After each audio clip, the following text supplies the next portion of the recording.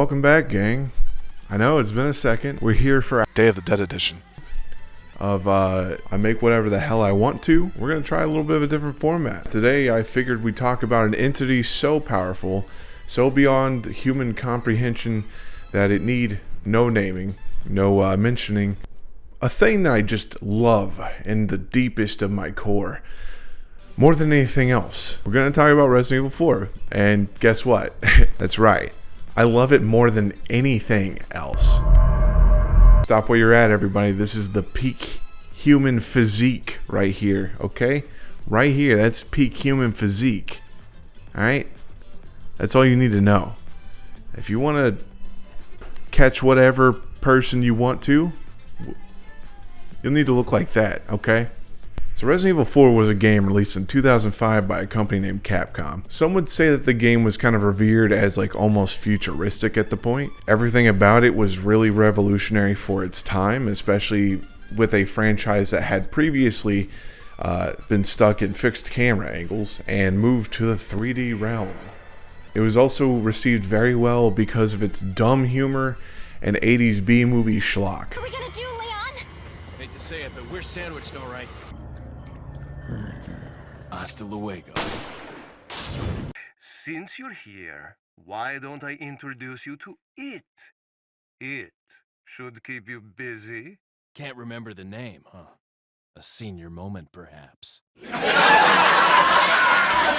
This was in a time period when the Resident Evil franchise was a GameCube exclusive. It had only just come out a few years after the remake of the original Resident Evil. A lot of people weren't sure what to expect out of this. We had received so many different trailers, kind of still keeping that original like fixed camera angle kind of view. We had seen a difference later on after they had kept working on it, that you were starting to get this third person over the shoulder camera. It was such a mystery to a lot of us. Resident Evil 4 is known as one of the most influential third-person shooters in the survival horror genre. It really pushed a lot of games to come right after that. After that game came out, you started seeing so many over-the-shoulder cameras at that time, and that's just how it was. And a lot of the combat that was used in that game also got used. I'm pretty sure that game is the reason QuickTime actions were such a problem after that, and God did every game after that use it so incorrectly.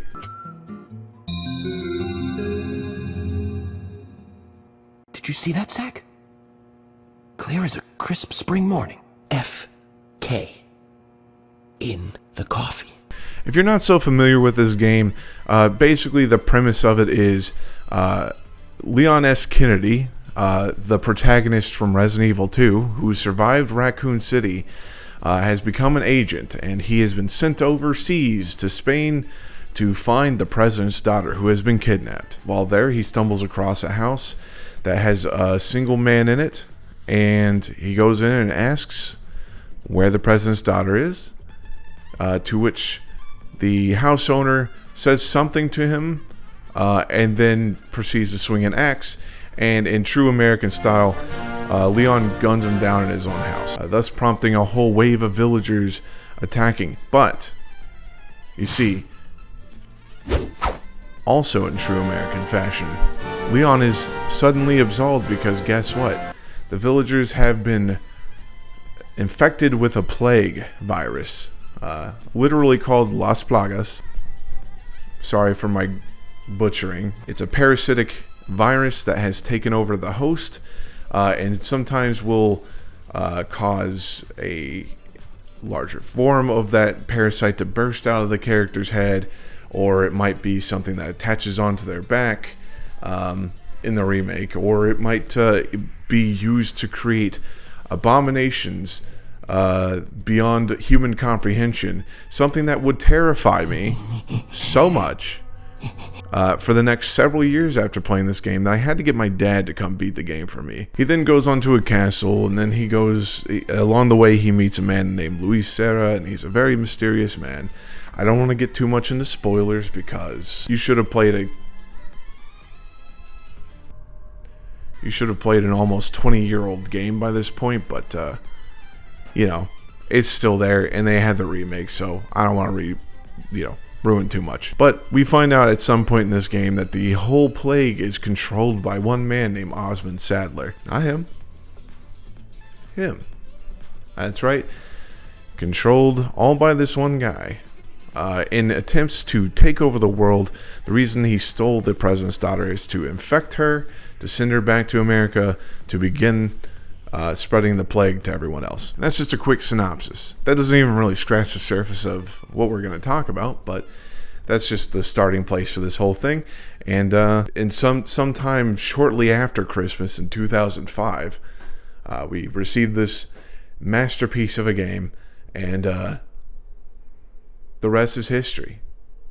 Until this year, when we got a remake. We're going to talk exactly about what makes those games different, what's good about them, what's bad about them, and we'll go from there. Now that I've had some time to relax after the remake's release to kind of process what I'm feeling, and with the addition of the DLC, I kind of feel like I have a better understanding and a better idea of where I sit with the game. So here we go. Resident Evil 4, the original, the 2005, the 2005, was a game that was quite ahead of its time. There was a lot of stuff to it that made it ahead of its time. As I mentioned before, the third-person camera, the combat system, the movement, how the AI interacted with you, the graphics were an update. Like, it was incredible. It was insane. And not only that, but tons of us really enjoy that game because of its stupid humor and because of its style, because of the schmarminess and the schlock that it has to it.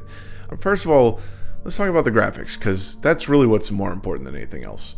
This isn't a new system to games, but apparently when they made the textures to this, they actually went around to spaces and took pictures for the textures and then compressed them down and applied them to all the models that they were using. So when you're looking at textures in the game, they're real life places and objects that you're looking at.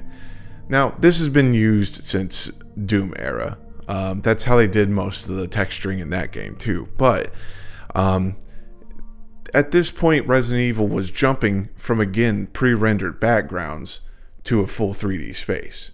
And while the pre-rendered backgrounds were still beautiful, and I would arguably say still hold up to this day, the 3D jump to being able to have full models, to be able to look around your world and really just explore it, was a really incredible thing to have. It's definitely not the first game to do it, but it was awesome. But back on that third-person camera again, quite frankly, we saw a lot of games afterwards using this style. It's not that this was the first time a third-person camera got used, of course, but it was one of the things that popularized it. So you would see things like Gears of War, Army of Two, many games that came out in the following console generations, just absolutely going ham on that third-person camera. It kicked off a style, for better or for worse, depending on who you talk to. But that kind of brings me to the fact that, combined with that, you have a system of aiming where you have to stop in place and you still have to kind of like move around like this. You gotta aim for your target like you should, which you couldn't do in the previous games. You always kind of had like an auto aim a little bit, and then you could maybe aim up and down, and that's it. But in this game, it gave you the full range to move wherever you needed to. Now, a lot of people complain about this because you had to stop in place and then pick up and then aim. You also had to, I think you had to aim down sights to reload too. So, actually, yes, you do. You have a lot of people that critique the game now with that in mind, but I don't really think that's a problem, because you'll find that in a way, in a lot of the times, later on in the game, you'll find that kind of adds to the horror of it, because you're scrambling to reload your weapon, you're trying to find every single person, and you're trying to keep on top of everything, you know? And that's what adds to the horror for me. A lot of people complain about it, not sure why. That's the thing too, is the AI itself is pretty involved as well, because you're dealing with villagers. So the way they programmed is a little dated now, but the way they work, they kind of try to outsmart you sometimes. So I'm not sure if this is actually how it works, but it seems like they try to keep a lot of the bulk villagers, like the main ones that you just see a lot of, like in your frame, so that way they're not sneaking up on you too much. But the boss monsters will still kind of like hover around you in any direction, so that way it's a little more scary and like they can sneak up on you. But you know, if that's the case, that's amazing. But even still, like, you have these guys kind of like planning out and trying to outsmart you and like throwing axes and like, you know, one's grabbing you and like, you know, all that stuff. And they get tougher and tougher as you go on. That's pretty normal, right? But it's just the fact that they kind of group up and they can figure out ways to strategize against you, I guess, is awesome. One of the coolest things that I saw in a video a while back was that the difficulty in the game actually scales to how well or bad you're playing. So if you're doing really good, like you're not having to use any healing items, the enemies will start to do more damage, they'll start to take more damage, there'll be more of them that appear in the map. If I have time in editing to find the images of like the difference between the water room after you've been doing bad and the water room after you've been doing great, I'll try to show the comparisons. But one of the things that they do is they will literally remove a certain amount of enemies or make them easier or damage more depending on how well you're doing. So you can walk into a room after you've just been absolutely ass blasting everything on your way to the boss, and you haven't had to use one single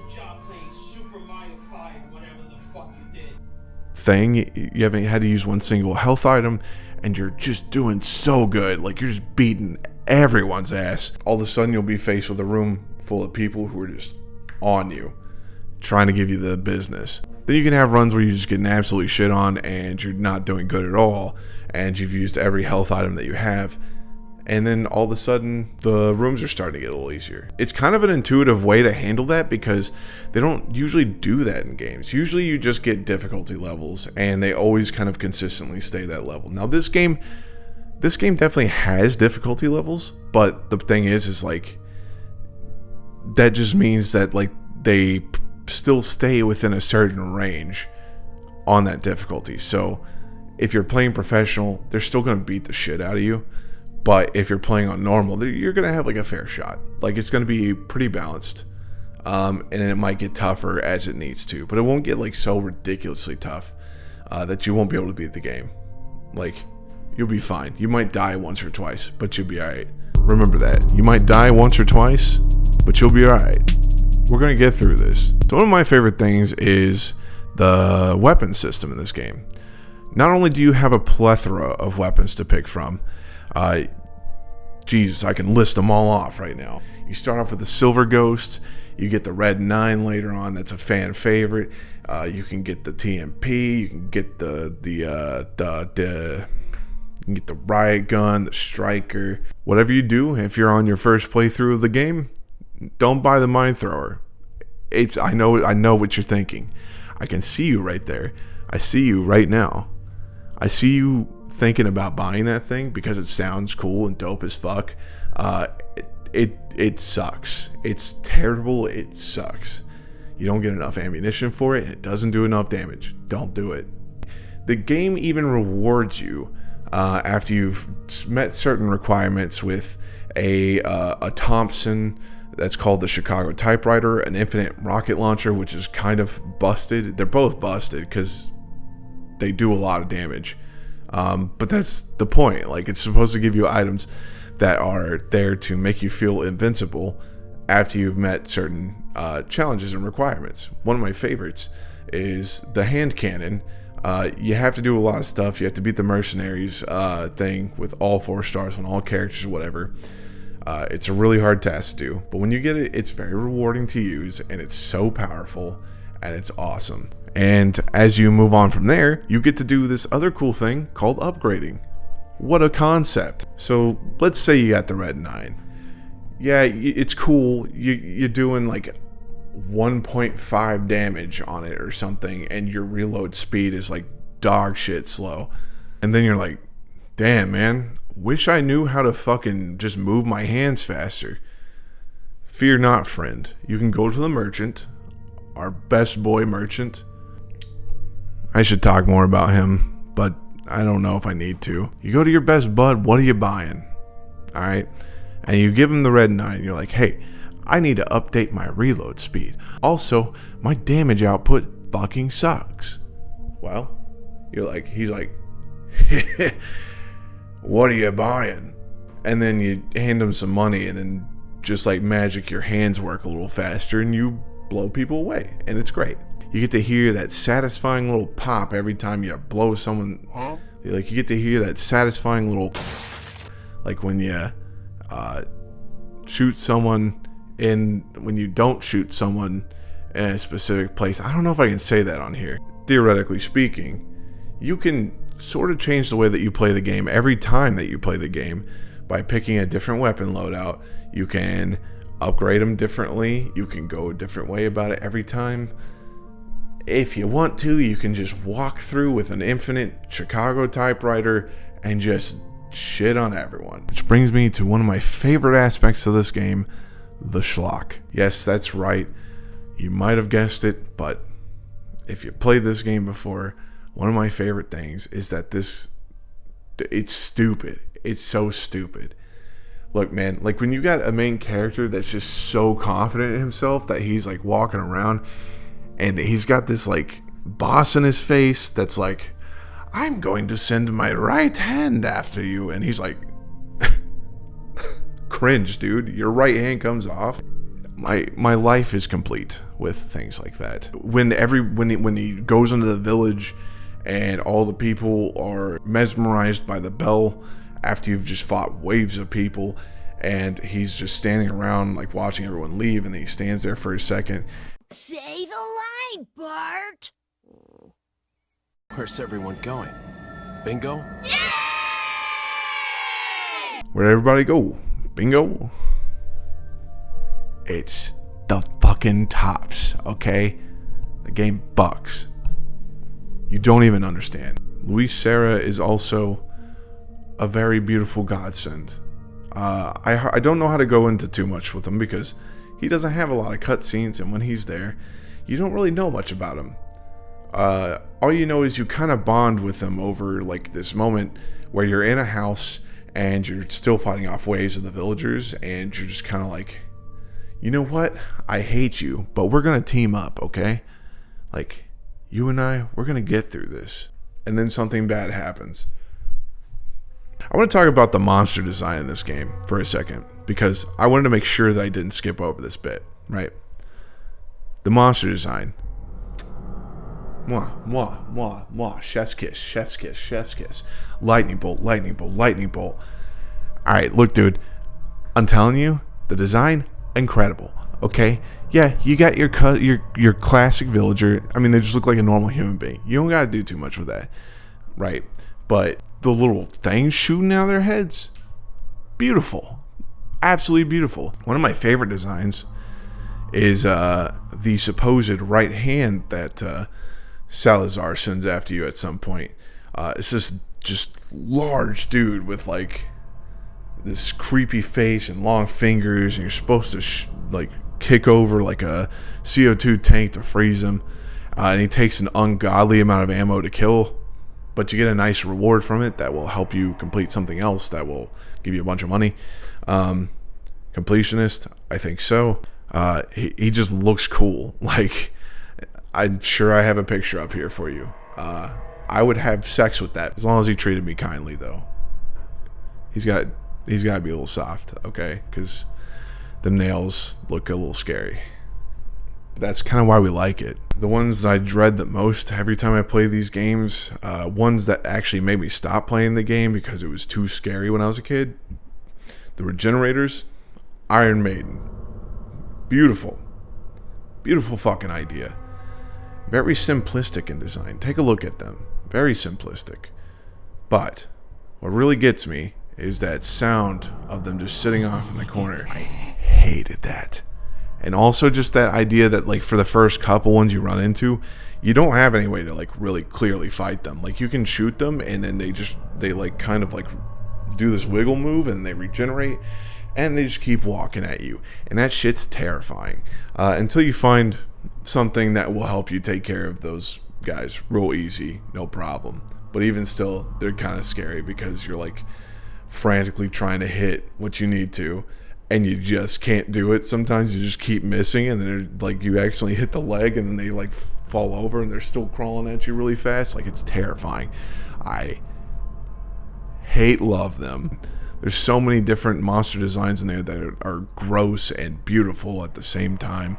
The chainsaw guys are cool. There's another guy in that game that scares the shit out of me in mercenaries modes, and it's just this, basically just like a bigger version of the normal chainsaw guy, but he has like 2 blades, and he's like frantic. So he's just like swinging as fast as possible, moving way too fast, and you just like can't stun him. So he's just scary.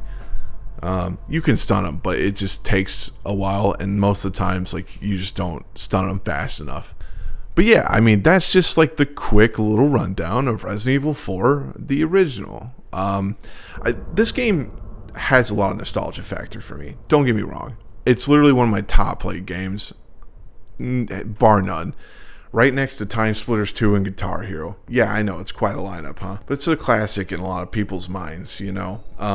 So if you haven't ever played it, you should definitely give it a shot.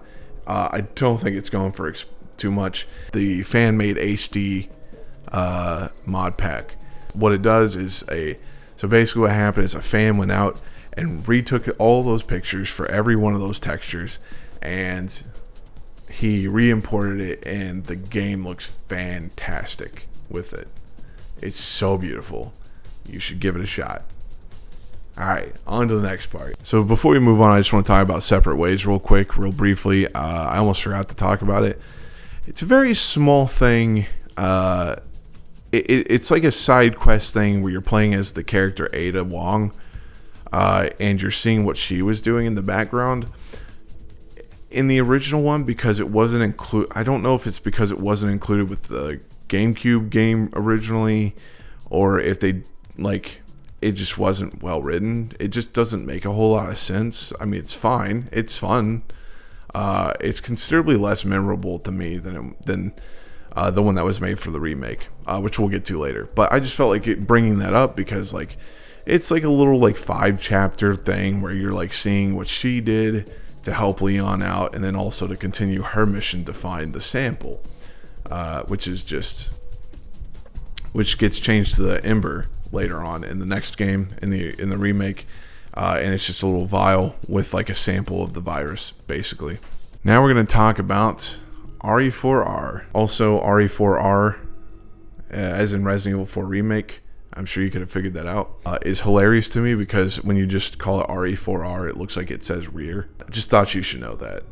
Anyways, the disease is spreading, and there's nothing we can do about it. That's going to be $3,000. So leading up to this game, I was so nervous, as many people were, because when we got trailers for this game, you know, we had like the last couple like Resident Evil remakes, like with Resident Evil 2 Remake and Resident Evil 3 Remake. And 2 was fantastic. It was a very faithful yet changed adaptation of the original game. 3, however, cut out so much of the content of that game, and it just wasn't as good. I love the redesign of Carlos in there, but like I think just in general, it didn't do the original game justice.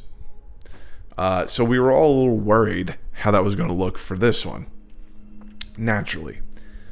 Well, first trailer rolls out, and all we see is Leon Kennedy strolling through some dark-ass woods, and everybody got super nervous because we were like, well, are you just going to take out the goofy tone altogether? You're literally going to make it dark the whole time? Holy shit, what are you doing? Well, fret not, because as the second trailer came out, we saw the village square that we all know and love with the bell tower, the church off in the distance, and the infamous the first Chainsaw Man fight that you encounter, right? And in that, we got to see some new mechanics, the parry system that was getting added, the dodging, all this stuff. The sneak mechanics were included in that too, and it was like still confusing, honestly. I bet you thought I was going to be like, we were all comfortable and we were really excited to play this game. Not so. Not everybody. I kept like switching back and forth being like, that looks awesome, and that looks terrifying. Then the one-shot demo came out, which was just basically you playing up to the village point, and that was enough for me to be like, I am excited for this. I'm having fun with this. It feels great. It feels a lot more difficult. It feels way more challenging, but it feels awesome, and it looks great, and I'm enjoying it so far. Well, then comes the release of the game. You know that your MB was on that shit day one, okay? All right? I was there immediately because I wanted that game. I've been waiting for this game for so long, ever since it was announced, and I was so stoked for it. I felt like, for the first time in a long time, I was playing a game from the future, a little less futuristic, but I was playing something a little more from the future, something that was faithful to the original game, that really adjusted what was wrong with the original game. Now, there's some things that they took away from it that I wasn't stoked about, but honestly, it was a net positive. After I've thought about it a bit, especially right then, I was a little scared that I was just like too excited that I was playing the game, and I was just having so much fun with the story, that I was worried that I just wasn't thinking in a very unbiased way. Which I probably still am not, but I mean, that's the thing, is like, that game was awesome. It was so fun. I sat there and played for, I don't know, 12 to 15 hours. It was very akin to the first time I played the first game, where it took me so many sessions to sit through and play through it all, just because I didn't know where everything was, and it was a new experience, and that was lovely. I wish I could recapture that again. And that's the thing that the original game also gave us. I think they were trying to take the original game and be very faithful to it, but make it a little more modern. But that's the thing that's cool about it, though, is that it didn't even change too much about the game. If you look very closely, like, you might feel like you're in a different map. Like, you might feel like some spots are not quite the same, and you would be correct about some of that. But if you look closely, very closely, you'll see that some of the map is just the same as before, but like flipped. Like, they reversed it. They did a fucking Mario Kart mirror track on you, where they just moved it backwards, and then it just felt like a new map. It just worked like that. I don't know how that worked, but it did, and that's what happened. Granted, the game is a little less arcadey than the original one, so that took me a second to kind of get used to, but I still love it. It's still great. So, in this one, the graphics are obviously fantastic for current day specifications. You know, when we're back in those days, we're always like, oh, how could graphics get any better? Well, they did. They look great. It looks fantastic. Leon looks like he did in RE2 remake, but just a little older. Granted, the difference about this one is that we're not using, well, at least I don't know if they are, but like, I'm pretty positive they're not using real world textures because they don't have to. Nowadays, computers can handle a absurd amount more of geometry than they could back then.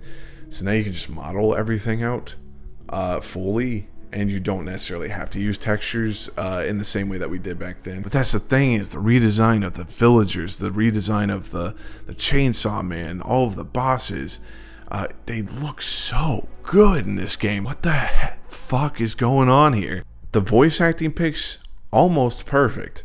Some of the characters, it took me a second to get used to. So like the merchant and Osmond Sadler, I hated their voices a little bit at first, but they grew on me. They got really good. I even allowed Ada's voice to kind of grow on me. I feel bad that we're kind of shit talking her voice actress, because I think she really kind of tried.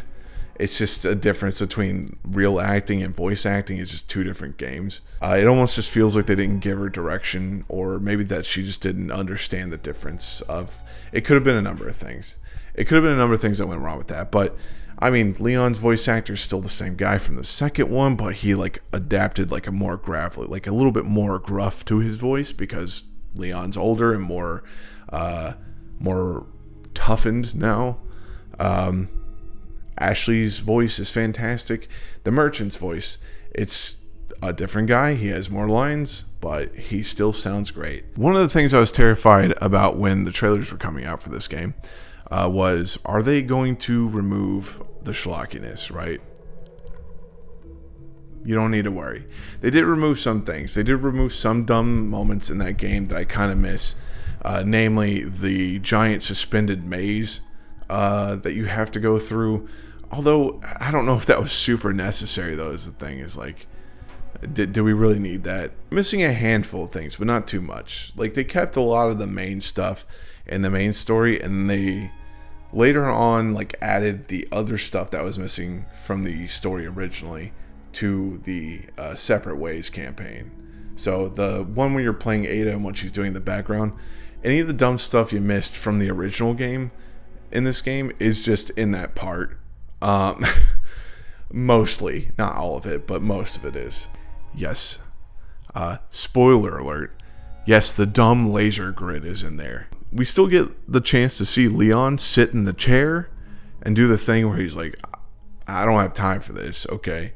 And that's bullshit. My boy has time to serve it up any time of the day, whether he's saving the president's daughter or not, okay? So you don't talk to me like that, all right? You don't tell me you ain't got no time, Leon. The gameplay is kind of the same. You still get like a third-person camera. It's just a little more smooth now. But now you get the added mechanic of the parry. When someone comes in for you, you can parry it away.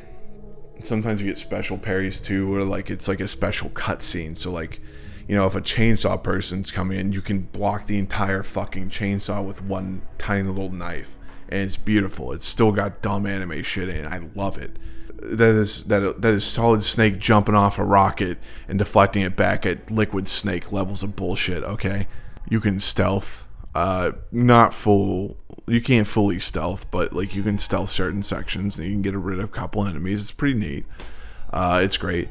That is one of those things that kind of snuck into every game recently is a stealth mechanic. I don't really think we needed it, but it's nice to have. The weapons are still great. It all essentially works the same, except for now that when you go to the merchant, you can trade in certain like little tasks that he gives you for spinels instead of getting them as a thing you can sell to him.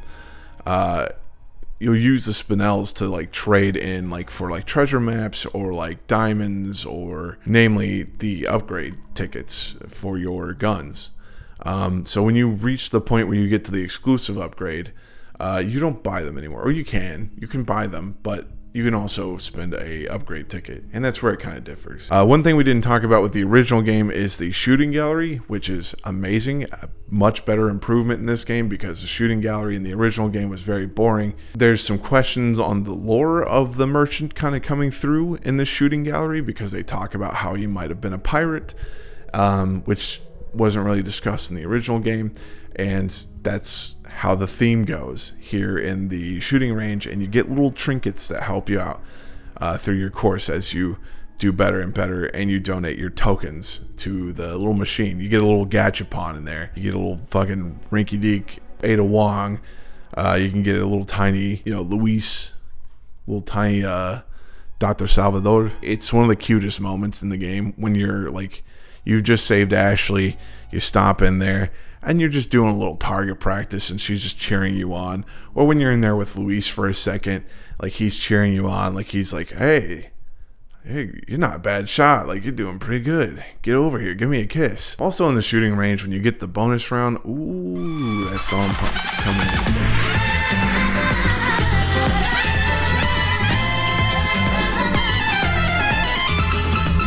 It's like a remake of the original like song from when the opening scene in the original game. It's danceable, it's beautiful. The one thing I wanted to talk about as well is the writing in this game. The characters are characters now. Like they're a little more fleshed out, and there's more of a relationship. There is more to their backgrounds, so that way you can understand it a bit more. You know why Luis is there. You know why he's doing what he's doing. And one of my favorite things is just like the chemistry. Like, yes, at first, Leon and Luis hate each other, but oh my god, the metaphors to Don Quixote. You can definitely write better characters, but like, holy fuck, I love it. I'm there for it. It's such a beautiful moment with those two, until it's not. The boss fights are a tad disappointing in some ways. Most of the time, they're fine. They're like normal, like they're just the same as last time. The thing that makes me sad is that in the original game, I had a method to defeating Salazar that was like so insulting to that boss after, like, because he deserves it. He totally deserves it. There's still a way to do that in this game, but you still have to kind of like build up the damage first. In this game, you have to like actually sit there and do some stuff, and then you toss a golden egg at his face and he blows up. But I mean, in general, like I don't think they're all that bad. It's just a few things that kind of got taken away from like how I would play the original game and enjoy the original game that kind of make me sad that I wish they would have kept in there. Regenerators are still terrifying. In fact, even more so in some cases because now they can run at you. Iron Maidens are regenerators first in this game, and then they transform into Iron Maidens. And they're still just as scary because now they can shoot the spikes, and the spikes will hurt a lot. You better hide, Ashley. And finally, like, the Mercenaries, like I said, didn't come out for a while, but still a fantastic addition. Every character has like their own special move. Wesker, of course, is OP as hell. My boy Hunk makes a return. He's beautiful. Love him. And Luis is actually an addition now. It's great. I love it. Having Luis as a playable character in Mercenaries is kind of nice. Like I mentioned before, the Separate Ways DLC kind of came out recently. I finally had the chance to play through that, and it's incredible. Comparatively to what was in the original game, is awesome. Like I said, they took a lot of some of the stuff that they couldn't fit into the original game from the original game, they moved it to the Separate Ways campaign. So you'll get like the dumb laser room, you get the fight with you just get more of that stuff out of it, and it's great. And I kind of like what you're doing as Ada. Ada's also got a different personality in this game. She's always kind of had like this dismissive, like I'm one-tracked mind where I gotta get this job done. In this game, you can see some humanity pop out in her. She's always like had like a nice side for Leon, but it kind of makes more sense this time. Also, just her story in general makes more sense. Like the reason she's there and why Wesker wants her to be there is considerably more comprehensible this time. Like beforehand, he was just like, Ada, I need you to return the sample or you'll be in trouble, Missy. That's literally like it, I feel like. Which we do know that like later on he uses it, but like it's to kind of kick off the events of Resident Evil 5, I believe. But I mean, that's kind of the thing. It's like you get more of that story for her being there. Like one of my favorite things is just like the moment when you first start playing, you can find a treasure that's like on top of the church, and you can hear Ashley crying, and you just can't do anything about it, implying that Ada is just like, nah, whatever, lost cause, done. But for some reason, when Leon shows up, she's like, oh, I gotta go ring the bell so that way he doesn't get in trouble, you know, so that way he doesn't get killed. That's classic. That part's classic. That's what she does. Ever since Resident Evil 2, they've cared for each other in different ways, even though they don't fully care for each other. It's weird. It's complicated. It's hashtag Facebook complicated relationship, okay? But she does all these things, and she's after an Ember, the Ember, which is basically the sample from the original game, like I was mentioning, but now we have a more specific entity within the sample. So the Amber is just a collection from the big rock, the big amber that housed all these parasites in the first place, and she needs to return that to Wesker. So you see a lot more of that. You get to utilize the little stupid like zip gun. And you know what the best part is? Yes, there are reused assets in this. Yes, there are reused assets here, right? But there's a lot of new content made for this part of the game. Completely new content. So you get new weapons, you get new outfits, you get new parts of the map to explore. I guess that's the last thing I'll talk about. It's kind of great when you're like running around as Leon in this game and you have like the romantic outfit on, or whatever the fuck that is.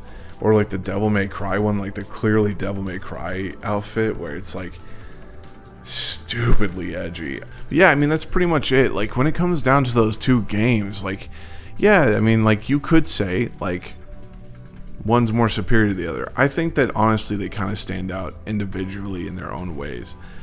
I'm always going to have nostalgia goggles for that original game, like by far.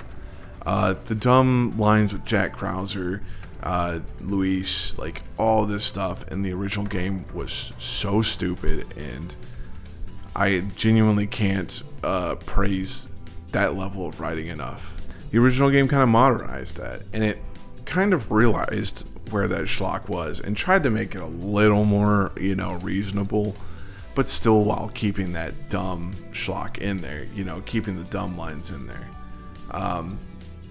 And either way, I think it was a good, solid addition to that game, and it continued to allow people to experience the game in even a fresh new way that even those of us who are veteran players of the original were still surprised by what we got. And it was probably one of the best ways of, it's probably one of the best examples of doing a remake that I've ever seen. I hate to say that because I know I'm a little biased here, but I genuinely think it's one of the best ways that a remake has ever been done. Very close faithfulness to the original series, but you make changes enough that are not too out there, but enough to add to the experience. And that's exactly what you should be doing. Anyways, thank you for listening to me for a bit. I know it's been a second. I hope that you've made it to the end of this video. If you have, please like and subscribe. I've been working hard here a little bit. Please feel free to like and subscribe. I like to hopefully get some more consistency here. I've got some ideas coming up and I think you'll like them. But I felt like I had to just get this out before Halloween. I wanted to have something for you guys on this day, and here I am doing it. So just appreciate you stepping by and listening to me rant about a fucking video game that I have stupid amounts of love for. But with that being said, I appreciate you, and I hope that you have a solid day.